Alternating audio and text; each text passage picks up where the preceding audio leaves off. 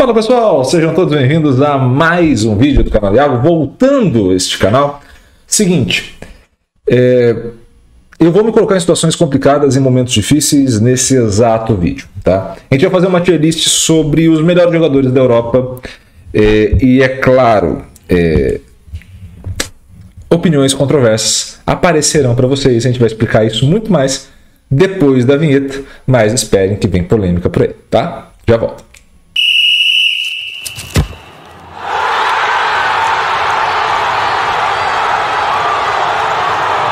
Seguinte, pessoal, já estamos na tela os jogadores de maior destaque. Como é que a gente escolheu os jogadores de maior destaque? Basicamente, a gente foi na nossa base de dados do Next Step. A gente tem ali os melhores jogadores de cada campeonato nacional que a gente faz a coleta, que a gente tem o trabalho aqui de demonstrar os dados para vocês lá no nosso Instagram. O arroba está aqui embaixo, tá? E nesse cenário a gente passa a ter alguns jogadores que se destacaram muito. A gente separou uma lista de jogadores que se destacaram em cada uma dessas competições, tá? Então tem pelo menos um jogador de cada competição, para vocês entenderem de onde vieram alguns nomes. E desses jogadores, a gente passa a ter essa lista que está aí. Harry Kane, do Bayern de Munique, Bellingham, do Real Madrid, o Mbappé, do Paris Saint-Germain. Então a gente está falando aí basicamente do melhor da Liga, da Bundesliga, o melhor jogador da La Liga, o melhor jogador da Ligue 1. Você tem o Wirtz, o Neuer. Sim, o Neuer, ele foi muito bem, apesar de ter um período muito mais curto nesse cenário, mas ele foi muito bem. O Pavlidis, que é um atacante grego do AZ, que foi o melhor jogador do campeonato holandês. Phil Foden, Palmer e Haaland, da Premier League, né? Então, dois jogadores do City e um do Chelsea. A Inter de Milão com o Çalhanoğlu e com o Lautaro. Gyökeres, do Sporting, e o Vini Júnior, também do Real Madrid. Beleza? Então, a gente vai trocar uma ideia e vai tentar fazer esta tier list a partir deste cenário, tá? O que dificulta bastante? É óbvio que a gente está falando de um cenário ou de uma situação onde elencar os melhores não é a coisa mais fácil, tá? Então a gente já vai mostrar as categorias para vocês aqui. Não chamou atenção, se destacou, brilhou na rodada e o melhor, tá? Eu só posso colocar um na primeira linha, tá? No melhor. Então a gente vai deixar muito claro que só pode colocar um ali e o restante a gente pode preencher da maneira como a gente queira, desde que a gente preencha todas as categorias. Entendam que esse cenário não é necessariamente o meu gosto pessoal, mas é o que a tier list propõe. Então o que eu vou fazer aqui é muito mais o que a tier list vai propor do que necessariamente o meu gosto pessoal, tá bom? Então já estou me justificando de prévia para a gente entender qual o caminho que esse negócio vai seguir. Vamos começar pelo primeiro nome dessa lista. Eu vou começar pelo Pavlidis, que é o jogador grego do AZ, tá? Foi o artilheiro do campeonato holandês. Esse jogador não chamou a atenção. Então, assim, esse jogador talvez seja o mais surpreendente nessa lista, mas ele de fato não chamou a atenção de todos. Então, quando a gente tem aí esse cenário, a gente vai descobrindo jogadores em diferentes ligas. Então, por que você faz uma coleta da Liga Holandesa, que não tem tanta audiência assim, não é transmitido como ponto central, né, como a fosse a Premier League, que tem um horário específico na ESPN, ou, sei lá, uma competição que vai aparecer mais vezes para o grande público? Porque é nesses campeonatos que você vai descobrir jogadores diferentes, jogadores que vão aparecer. O Pavlidis é um jogador que apareceu dentro da nossa base de dados, artilheiro da competição, disputou ali posição com um dos melhores jogadores, com o Luuk de Jong, aquele atacante que era do Barcelona, holandês, e também com o Santiago Giménez. Quem joga os managers da vida sabe, o Santiago Giménez é um jogador conhecido por ser um jovem jogador mexicano que provavelmente tende a ir para uma liga de ponta em breve. Então você vai começando a pegar os dados e entender exatamente como funcionam essas competições e como funcionam esses jogadores nessas competições. Então você começa a traçar comparativos e aí você tem surpresas como essa. Então você tem vários jogadores do PSV entre os melhores, mas o que mais impactou o jogo, o que mais teve uma nota positiva individualmente falando, foi o artilheiro da temporada, o Pavlidis do AZ. Tá? Então ele não chamou a atenção do grande público, mas fica aqui um ponto positivo, né? Uma nota positiva para ele. Vamos para o segundo, cara. Isso vai ser difícil pra caramba. Vamos para o segundo, cara. Eu vou já tirar da frente, a gente tirou uma liga basicamente com o Pavlidis. Eu vou já tirar da frente alguns nomes da liga italiana, tá?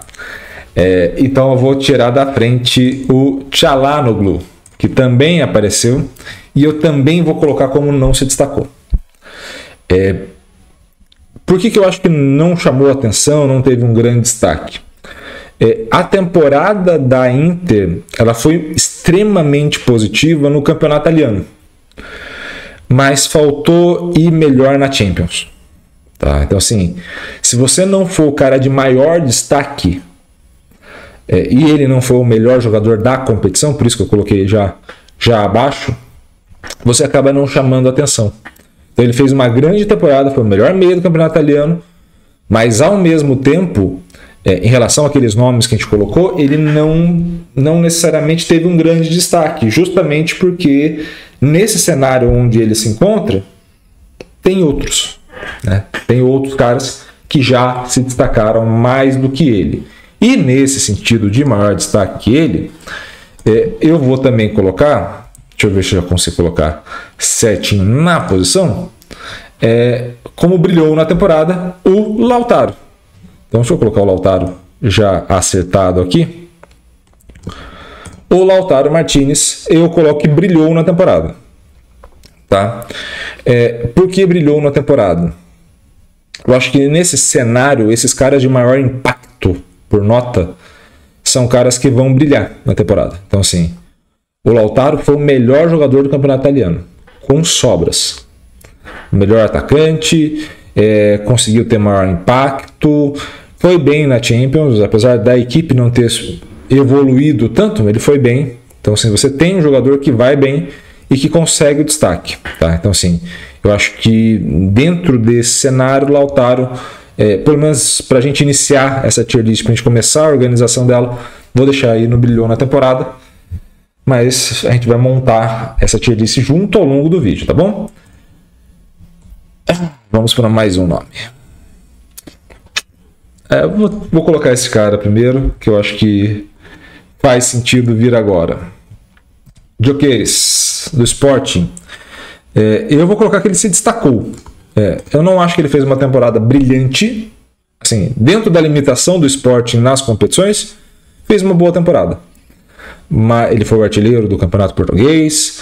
É um jogador muito bom, deve sair do Sporting em breve. Mas eu acho que ele não teve no nível, por exemplo, que o Lautaro esteve. Eu acho que dentro do Campeonato Português, que é um campeonato, em comparação com o italiano, mais fraco, ele performou tão bem quanto o Lautaro, mas dentro das proporções. O desafio do Lautaro era maior, e aí ele performou tão bem quanto. Então acho que o Lautaro precisa estar uma casa acima, e o Gyökeres fica como se destacou nesta competiçãozinha nossa da tier list. Vamos a mais um? Mais um jogador. Caralho, gente. Eu vou puxar duas polêmicas aqui para o se destacou. Eu vou puxar duas. Não vai ter jeito, eu explico as duas ao mesmo tempo, tá? Neuer e Haaland são minhas próximas duas polêmicas. Eu acho que o Neuer e o Haaland eles sofrem do mesmo problema para essa avaliação. Você tem um período muito alto de lesão dos dois jogadores, e nesse período de lesão você passa a ter diretamente uma temporada complicada de você avaliar o jogador. Então o Neuer, por exemplo, ele entrou na metade da temporada do Bayern de Munique, se destacou nessa metade da temporada, ou seja, você tem um salto de qualidade no gol do Bayern de Munique absurdo, né, quando ele entra, do Reich para ele. E você tem um salto de qualidade inevitável do Julian Álvares quando vem o Haaland, né? Você tem um salto de qualidade ali para o ataque do Manchester City. Os dois vão muito bem, mas o Haaland oferta algo que nenhum outro jogador ofertou na história do Manchester City, que é aquele cara que vai estar na área, que não vai ter a necessidade de participar toda hora da posse da bola, mas que vai ter a necessidade de marcar os gols. E isso para o City é muito importante. Então acho que eles ofertam coisas únicas, eles fizeram excelentes temporadas, mas ao mesmo tempo vai ficar aquele gostinho de que faltou algo, porque a gente viu muito pouco, no sentido de as lesões tiraram as principais atuações, ou pelo menos prejudicaram as principais atuações.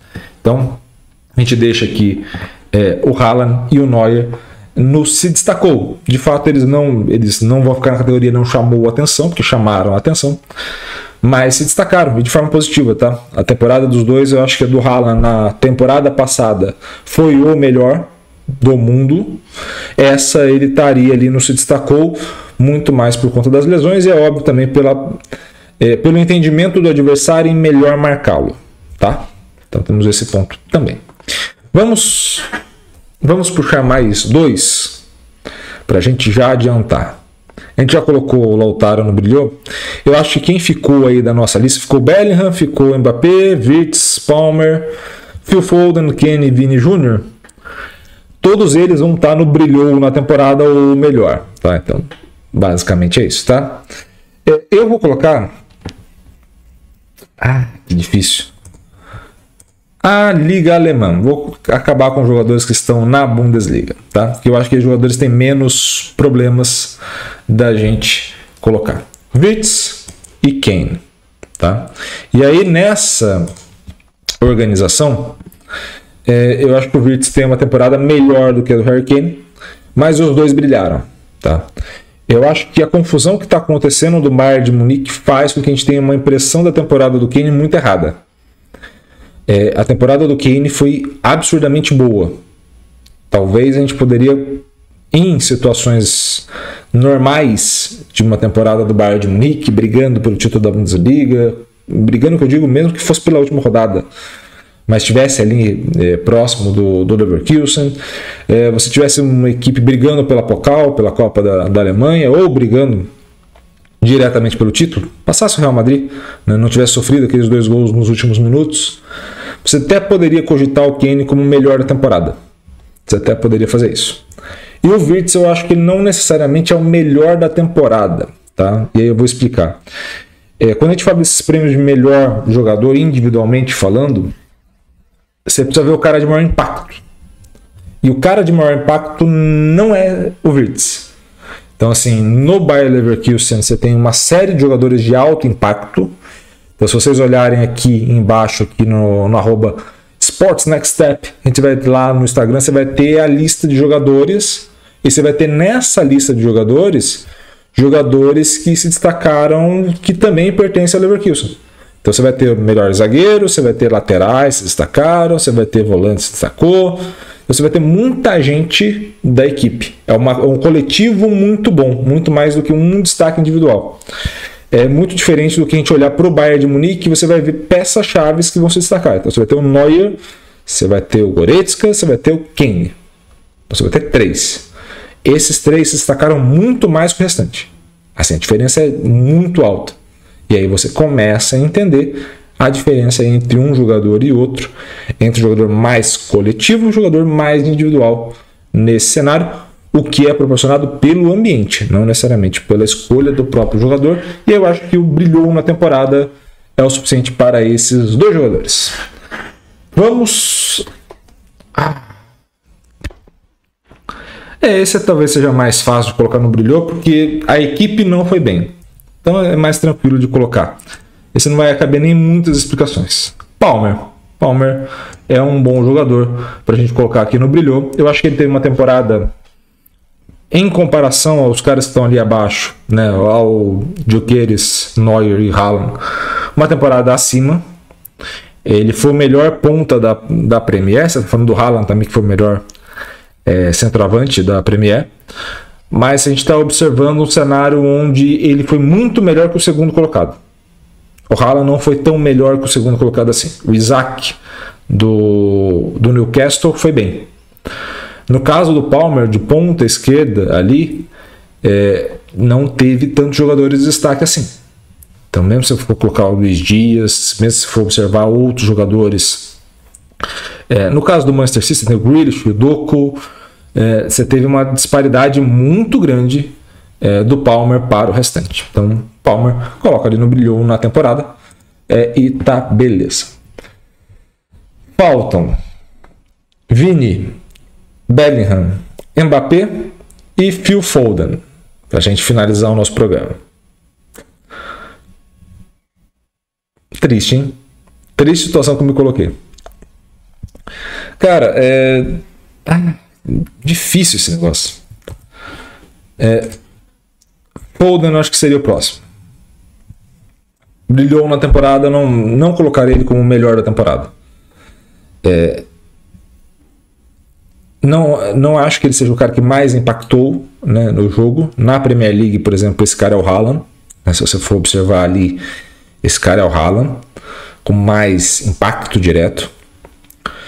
Mas nesse mesmo cenário que a gente está colocando, ele começa a fazer algo que o Bellingham, mais à frente a gente vai falar sobre, tem a mesma característica.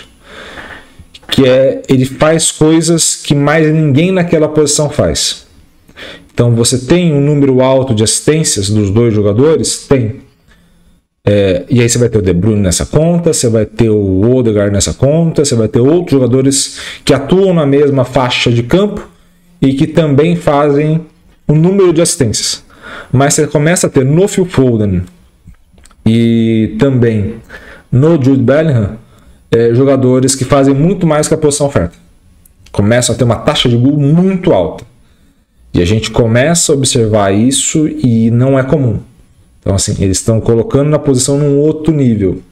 E ao colocar essa posição num outro nível, eles se destacam mais do que os companheiros de equipe e ficam mais à frente na tier list, tá? Quem falta agora? Faltam jogadores de Real Madrid e Kylian Mbappé. Isso. Cara. Caralho, que situação difícil. Eu acho que pela temporada esse cara estaria fora dessa lista do melhor. Kylian Mbappé. Vou me contradizer neste vídeo, tá? O Mbappé foi muito bem nessa temporada, mas muito bem, muito bem. Assim, a diferença dele para o segundo melhor jogador da Ligue 1 é um absurdo. O que ele impacta o jogo é fora de série, tá? Você vai ter outros jogadores na Ligue 1 que também tem uma taxa de conversão, de participação em gol alta.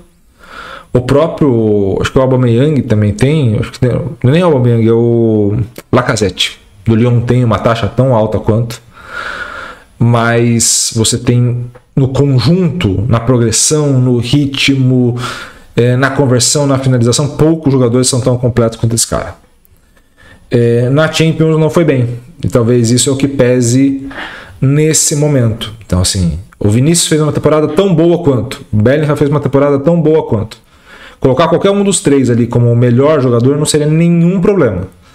Mas o fato de dois deles estarem na final da Champions League com o título nacional e o outro só está com o título nacional pesa. São duas avaliações positivas a um, né? Então acaba pesando.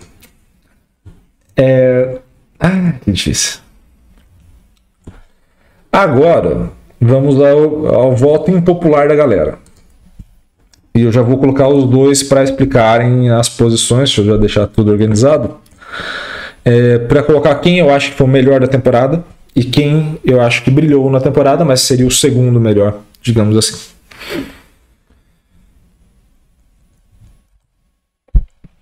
Tá. Vini Júnior, eu acho que fez uma temporada absurda, mas eu acho que a gente ainda tá com A gente no Brasil tem uma tendência cultural mesmo a fazer essa avaliação do melhor jogador como o jogador mais habilidoso no X1. Então, assim, o fato do Vinícius Júnior ser um jogador extremamente habilidoso no 1 contra 1 faz com que a gente perca um pouco a noção que há outros jogadores que com menos habilidade nesse X1, nessas situações de jogo, impactam tanto ou mais do que ele no jogo. Então, quando a gente fala, por exemplo, do Bellingham, que é quem está ali à frente, é esse tipo de jogador. É um jogador que dita ritmo melhor, que progride muitas vezes melhor. Ah, Iago, mas ele vai progredir em campo? Como assim? A gente não vê uma arrancada do Bellingham? Não é isso. Você vai ter nos passes um tipo de progressão, na condução ou no drible ou no X1 outro tipo de progressão. Então, por vezes, você vai ter o Vini Júnior fazendo muitas vezes aquelas arrancadas e progredindo em campo, mas que a jogada não vai ter sequência, né? Outras vezes, óbvio, tem sucesso e é por isso que ele está lá, pela taxa de sucesso que ele vai ter. Quando a gente olha para o Bellingham, é um jogo menos arriscado, nesse 1 contra 1, e ele oferta tanto quanto. É um meio campista central, um cara que chegou para fazer a função basicamente no camisa 8 ali no Real Madrid, e que brigou ou vai brigar, a gente está gravando esse vídeo no dia 24/5, ou seja, ainda não foi a última rodada da La Liga, mas que brigou pela artilharia da La Liga. É como se o Zidane estivesse brigando pela artilharia da La Liga. Não é o cara para fazer isso. O Bellingham coloca esta posição, que a gente falava do Phil Foden também, que acho que, se não me engano, fez 18 gols, 19 gols na Premier League. Ele coloca esta posição num outro patamar. E ao colocar essa posição num outro patamar, há de se dar o devido reconhecimento a esse cara. O que o Vinícius Júnior faz é absurdo.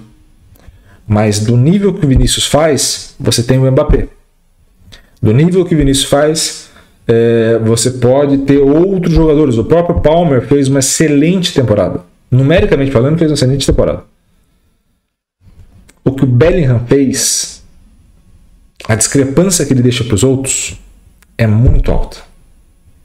Se vocês olharem uma publicação nossa, aqui vocês vão poder olhar também na Next Step, vou deixar aqui para vocês o arroba aqui embaixo, vocês vão poder observar o seguinte, a gente fez um comparativo do Kroos nesse começo de semana com os possíveis jogadores que vão substituí-lo no Real Madrid. E aí vocês vão olhar volante, a nota de volante e a nota de meia central do Kroos, como ela diminui.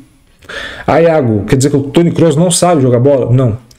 É que o Bellingham fez tão alto a nota, mas tão alto a nota, que o segundo para baixo a nota ficou assim, muito baixa.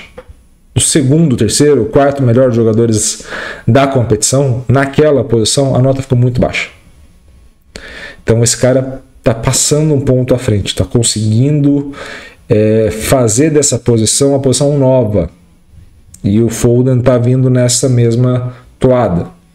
Então você vai ter que começar a ter uns jogadores tipo o Odegaard, que muitas vezes finaliza muito bem, mas não consegue, não pensa nessa possibilidade de finalização com mais carinho, digamos assim. Ele prefere o passe. Você vai ter esses jogadores já modificando o comportamento para aumentar o número de finalizações. E isso passa justamente pelo que o Bellingham fez e pelo que o Foden fez, cada um na sua liga ali.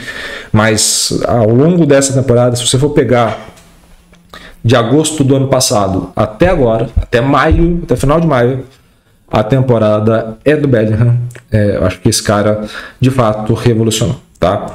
Isso, e aí a gente vai fazer essa diferenciação na semana que vem, tá? Melhor jogador não quer dizer MVP. Most Valuable Player. São coisas diferentes. E a gente vai explicar esse conceito na próxima semana. Combinado? Então, este é o vídeo de hoje. Sei que vão ter discordâncias, mas deixem também a tua opinião desses jogadores, quem você mais acha que foi o melhor jogador da temporada. E aí vocês coloquem a sua lista de melhores jogadores aqui embaixo nos comentários, beleza? Um beijo a todos e até a próxima. Valeu!